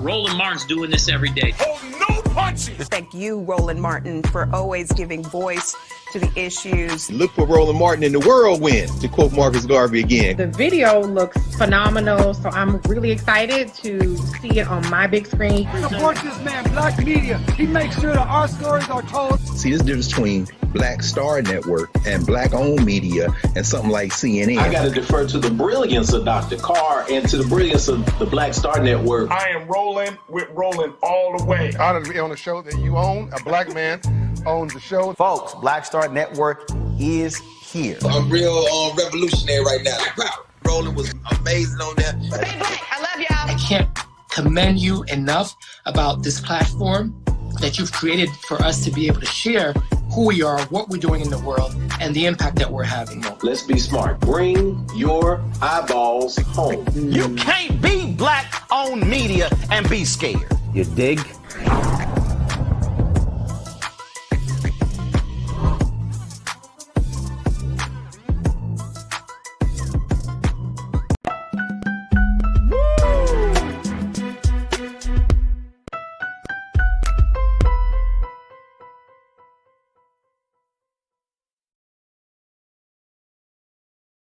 Folks, welcome back to the show. I think I touched on, I want to bring activist, educator, and nonprofit leader, Rashad, back into the conversation. Rashad, just wanted to say, and we're going to talk about these other issues, but I know that a couple of people are talking about the last segment we just had about misinformation and the idea of voting.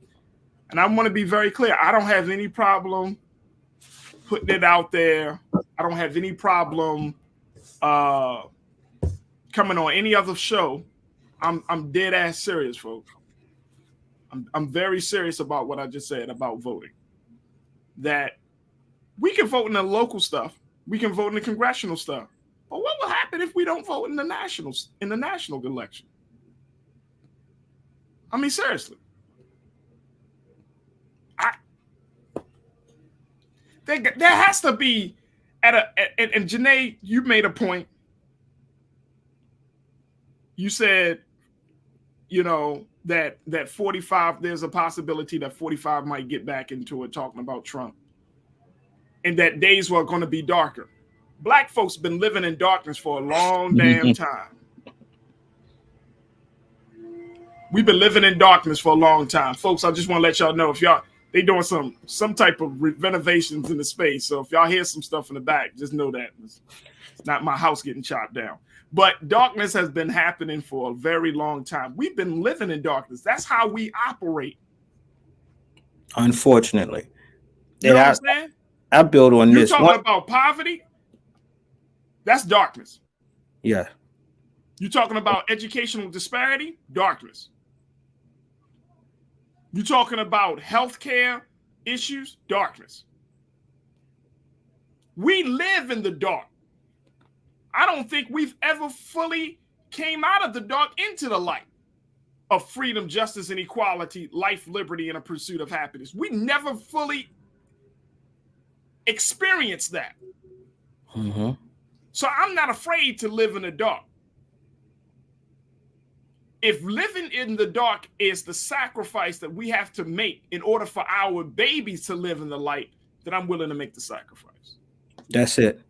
And I take for what you said, I don't think you even negated it or told someone that they shouldn't vote. The leading the question for someone to think critically of their own individual stance and as a collective stance as a community is something that we must bring to the table, right? I think it's what does it say? If you continue to do the same thing, expecting different results, that you have to be cognitive, that you may be, practicing some level of stupidity. Right. And that's one of the spaces of that. And I'm not calling us in that frame, and I don't want the language to be misled, because I think me and you are probably one of the most civically engaged and passionate persons that we know. But us being so civically engaged, we know the implications, we know the power of influence, but we also know the ugly truth of politics, which is why we're on the Culture Show, which is why we're leading certain efforts and we're supporting certain efforts to enlighten and reawaken our community. There comes a time when we must fully assess the role that we play individually and as a community to determine if we want to take different approaches to get different results that may be better for us and the benefit of our people. And right. Even in these spaces of where we are with the opinion being shared about the possible decision around abortion rights, we have possibly about to see the federal government overturn something and give state oversight to that. And if that is the case, then we need to become more mindful of our state powers and our state and local officials, because that will have direct and more immediate impact to our livelihoods and our day-to-day versus the larger umbrella of federal oversight and federal legislation. When it came down to it, the pendulum must switch, and as a people, we must switch our perspective, our lens, and our approaches. And I think, and I applaud you for putting that question out there for us to think critical. What happens if we just sit on the bench and watch the game be played as is? Hey, I'm serious. I'm serious, because right now, what's this, 2022? So that means that over the next year and a half or the next 2 years, right, we would need to see candidates. And I mean, if you look at you're talking using from a sports perspective, if you look at the bench for the Democrats, it ain't that deep. We've been through the Clintons, we've been through the Obamas, we had Obama, we've been through now we got Biden, but the bench ain't that deep. Mm-hmm. So whoever's running for president now in 2024, that's going to be the standout candidate for the Democratic Party. Most likely it's going to, there's talk about Gavin Newsom out of California. You got to look at somebody that already has some clout. You can't bring in some newcomer into this situation because the situation is so critical. Or President Biden himself talks about he gonna run for election. Bruh. That wouldn't pop off well. Right. That won't work out. Not when we're so in tune to his current administration and not being pleased for where it currently is. It's meaning we're getting these symbolic representative type of things that's being passed. When we look at legislation that's directly impact us, it's like, besides the symbolic representation, what are we truly getting here? And I think that calls in that to question. Right. And like you said, we have seen the Democratic Party recycle the same families with the same recognition. And we done got through everyone from the wife to the husband in the last few families at this point. Whom else should you call to? Unless we're going to pick up and give it to Michelle and bring back the Obamas in the space. You can't do that, man. Who else will we call? Man, come right? on. And it's, at that point, it's like we can't trust it. You can't bring back nobody. Right. And who do we have coming up the ladder? If you really think about it, folks, this is the first time within a 15 to 20 year period. I was about to say 16. Yep. that you would have a person on the Democratic side that's not affiliated or associated with a powerful Democratic family. This is going to be the first election in 2024. If Biden, unless Biden talks about running again, and he gonna look at them poll numbers. He already know what his poll numbers are now. He made a joke about it at the White House dinner just a few days ago. He already know his poll numbers are low, so you can't run on that. But look at the situation. You need somebody that's going to ignite the base. That's going. I mean, you know the science behind it all. And right now, who would that be? And we don't have to go down the line. I'm not trying to think about. I'm saying the bigger picture. The bigger picture is we should be very strategic. Again, what would happen if we sat? Even if a Republican wins, who cares at this point? I mean, seriously. We be like, oh man, we know that. We know that. We understand that. Judges, all of those things. I get it, folks. I get it. I'm just getting to the place that there needs to be a fundamental shift. You can call it a revolution. You can call it an evolution. But there needs to be a fundamental change in our relationship with the United States government. There needs to be a fundamental change in our thinking and attitudes around political power. And that fundamental change can be, the catalyst for that change can simply be, we're not going to vote in the national election. We won't vote in the national election until we know for sure, without a shadow of doubt, with great certainty, that we're going to get what we were promised to get.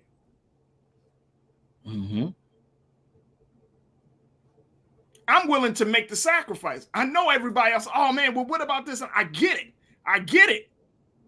But we can't even get basic stuff. Living in fear and living in the what if fear, brother, never help us as a people. Look, let me tell you, one of our watchers just said it. Janine, how we operating out of fear and not out of logic. Right. Janine, I see you. I say that all the time. I say politics is not a place for emotion. Afraid, man. Politics is not a place of emotion. I'm going to always go back to this, folks, because I don't want us to lose sight of this. In 1972, when they had that National Black Political Conference in Gary, Indiana, there was no fear. There was no fear.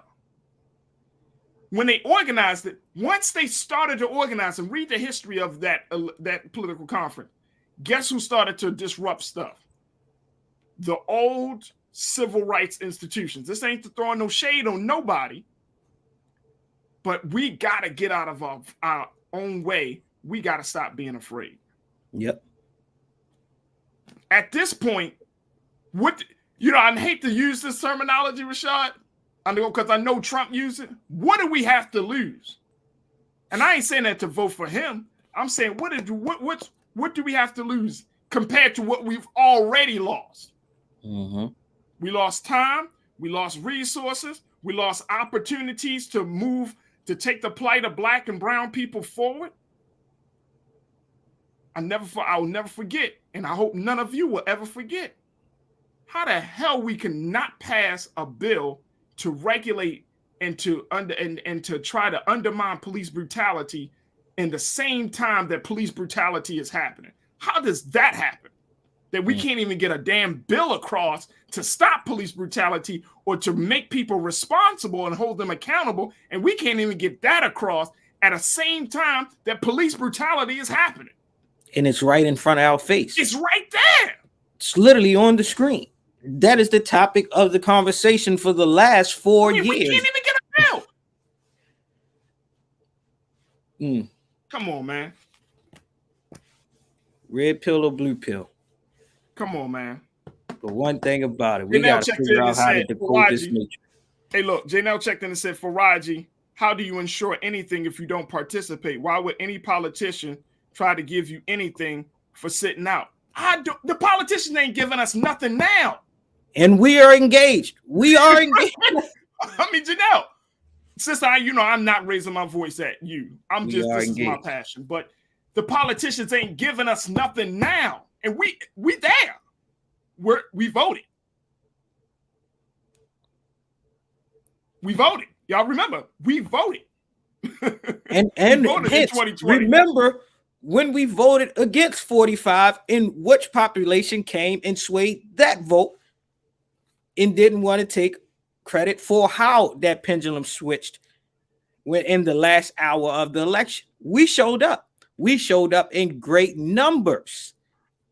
And we showed up for Biden's administration in great numbers. And Biden told us, remember on January the 20th, 2021, Biden stood there on the steps of the Capitol and said, "You were with me, so I'll stand with you."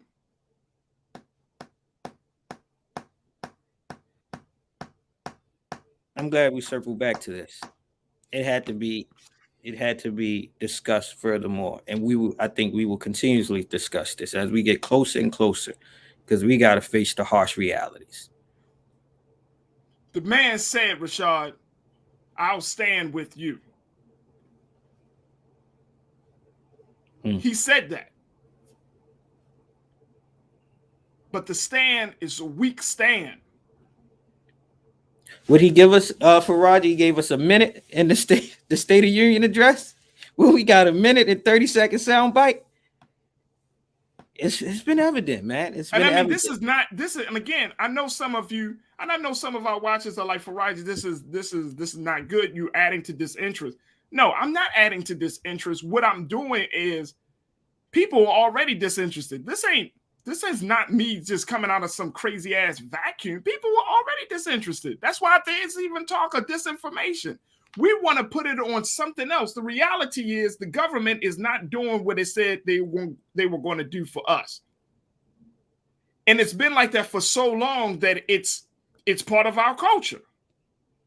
It's part of our culture that we get crumbs from the table of the United States government. That's part of our culture. It's part of our culture that not to believe the promises made. Well, you can't believe them. Don't believe these politicians. That's part of our culture. It's part of our culture to keep hoping and wishing upon a star that change is going to come with a personality where the system will destroy personality. The system operates on on fundamental principles. The personality comes and goes. The principles are standing there. The principles are behind the Supreme Court, the principles behind the White House, and all of the principles behind Congress. It's not personalities. Obama has a great personality. But his personality wasn't more powerful than the principle and the ideas of white supremacy.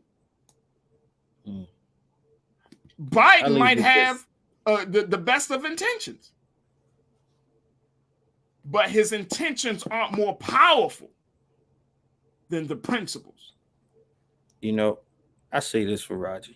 If we take a step back and assess all the other demographics of people in this country, in those particular communities that have made a conscious decision to not be a part of the voting and the civic engagements, and see how they still have policy and they still have legislation and they still have systems that have not suppressed them economically, educationally, socially, and culturally.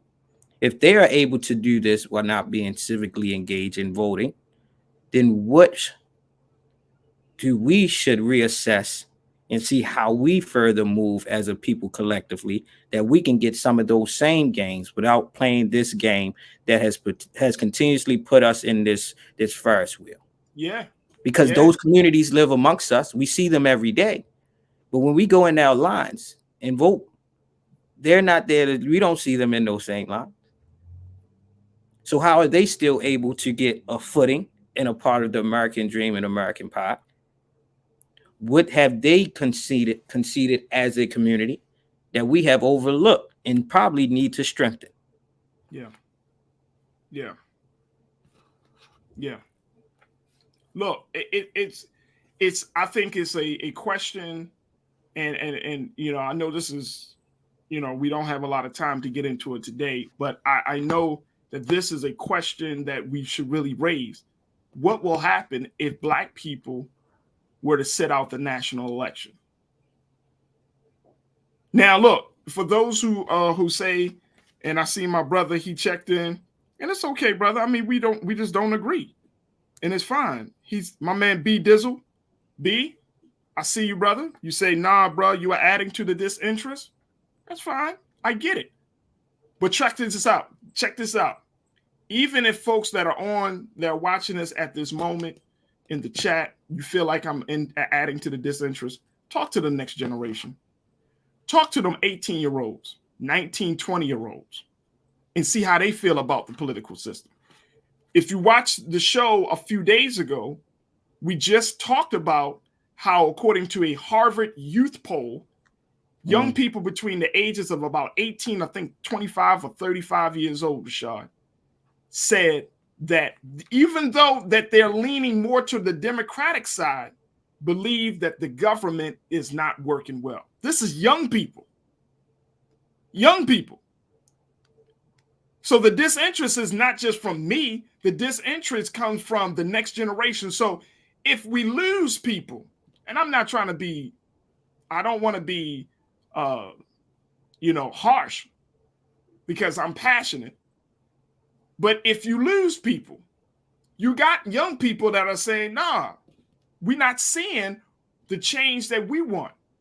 Whether their issues are climate change or the student loan situation. If the student loan situation don't come across, if the president doesn't make that happen in a substantial, significant way. Insane. I ain't talking about just restructuring student loan plans. I'm talking about cutting debt. Trust and believe there's going to be disinterest in voting. There's got to be a line drawn. And every group of people, when it comes to their government, they have a line that's drawn. What's the drawn line for Black people? What line can this government cross that we'll say, you know what, enough is enough? What's the line for us? What's your line? That's what I'm asking folks today. What's your line? Is it police brutality? Is it voting rights? Is it student loans? Is it health care? Is it education? You got to figure out what your line is. If the government crosses your line, when do you say enough is enough? I got to do something different. If you don't know what your line is, then it's hard for us to have this conversation. But for me, I think I have a clear view. My line, at this point, the line is being crossed. It could be reparations. We didn't talk about it, Rashad, and I wanted to talk about it, but we'll have other conversations about it. Conversations that the president is being asked to even hold beyond what's happening with HR 40. The president is being asked to create a commission around reparations because the talk is getting louder and louder around the country. What's your line, folks? If the president in his last couple of years in the White House is slow with reparations, is that your line? I'm asking questions, man. I'm only asking questions because, and you can go to Rollins. You can look at his shows. Yes, there are a number of things. And I've seen, people say, well, there are things. But the things that I'm saying, the things that we have gained compared to the things that we have not gained, it's so, I'm just tired of this a la carte level of liberation. You know what I mean? You get a little piece here, you get a little piece there, and it's like, but you got freedom. Because we all, if you are honest with ourselves, we are fighting for every damn inch of progress in this point. Every damn inch.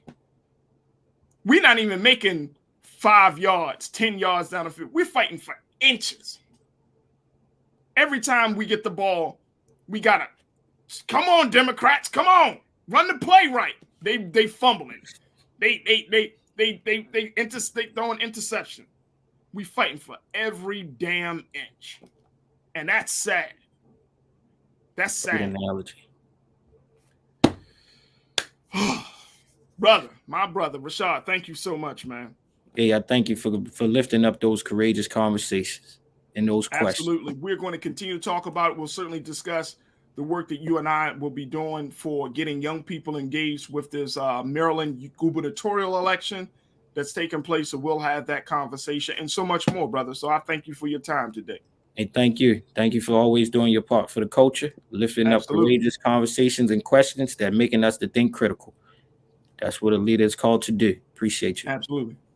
Absolutely. My brother, Rashad Staton, who is an educator, nonprofit leader, and community organizer. Thank you so much for being so good for the culture. All right, folks. Man, oh man, just some things that was on my heart and my spirit. I felt like I needed to say, but I'm not going to take it back. If you don't like it, I'm so sorry, but I'm not taking it back. I really feel this way. I don't come on this show to grandstand. I don't come on the show to make you say one thing and then think something else or believe something else. This is how I really feel.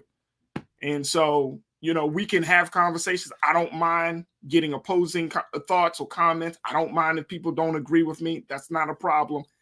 We can all have our space and say, but we do have to figure out the best way forward.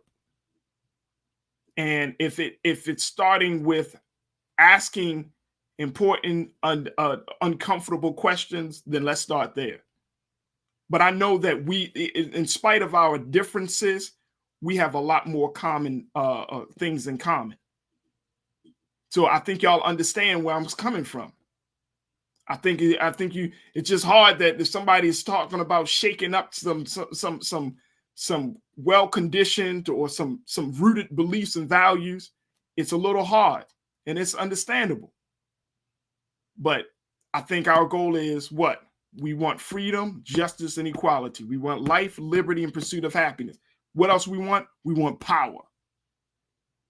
I want power, and I want self-interest.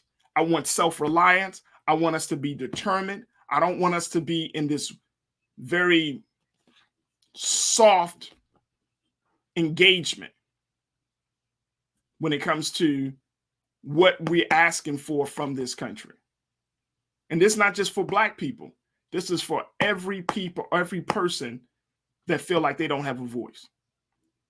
Enough is enough. Folks, thank you so much for tuning in. Make sure y'all support us, blackstarnetwork.com.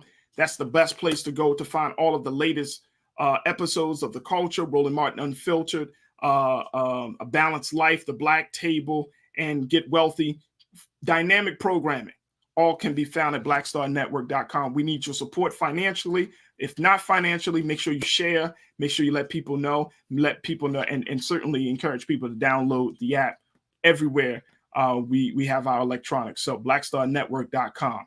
Stay tuned. Up next is Roland Martin Unfiltered at 6 p.m. Eastern Standard Time. As always, never be afraid to challenge what's wrong. Stand for what's right while being yourself in the process. God willing, we'll be talking tomorrow for another exciting edition of The Culture right here on the Black Star Network. Peace.